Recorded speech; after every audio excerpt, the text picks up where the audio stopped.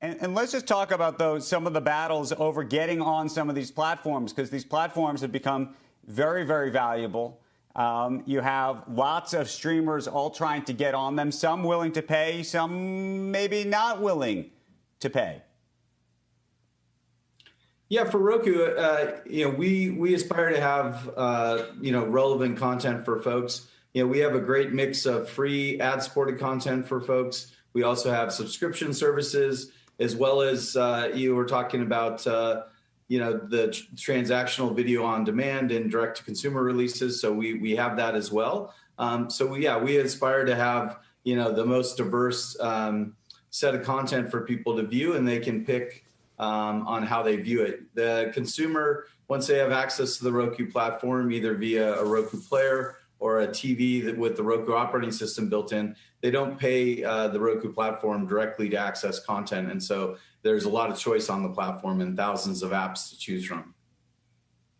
Right. No. What I'm really suggesting is that the streamers themselves obviously have to pay some percentage in all of this. And my question to you is, at some point, do you think there's going to be an argument that a Roku could have too much power? And the reason I ask is right now there's a big debate whether someone like an Apple on their own devices has too much power in terms of which apps are on their phones, which streamers are going to be on your platform, for example. Well, I think Roku is the leading streaming TV platform in the U.S. Certainly, there's a large TV ecosystem with content producers, advertisers, retailers, and then the consumers, of course. Historically, we have taken a neutral position, and so really we're open to having all content on the platform. We've structured our revenue streams with the content producers so that when they do well on the platform, we have share in a portion of that. And I think the important thing to note on that front is that the content producers that are leaning into Roku and leaning into streaming are winning in that. And Disney Plus is a great example.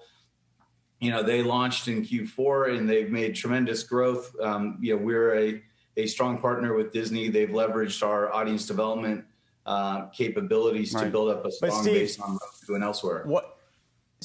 Steve, tell us then, where do these negotiations stand with the likes of HBO Max, Peacock, owned by our parent company? Those are clearly not on your platform right now. What's the problem? What are the fault lines in those discussions? Because clearly the platform, as you just described, is not neutral insofar as it's negotiating on behalf of the company with or against other streamers.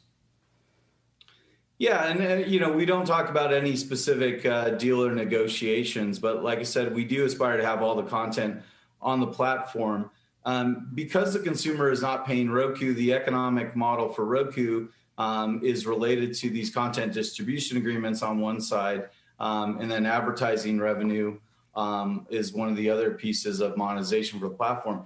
That is necessary for us to continue to invest in the business, both in terms of developing great players and the TV operating system, as well as to continue to innovate in the user experience. So as I mentioned, our revenue model is in the form of advertising as well as revenue shares when we sign up new subscribers or there's transactions on there. So, certainly we have thousands of apps, and a lot of times these apps are either on the platform or renewed without anybody really noticing. And occasionally we do get some sticking points, but hopefully we'll be able to get through those.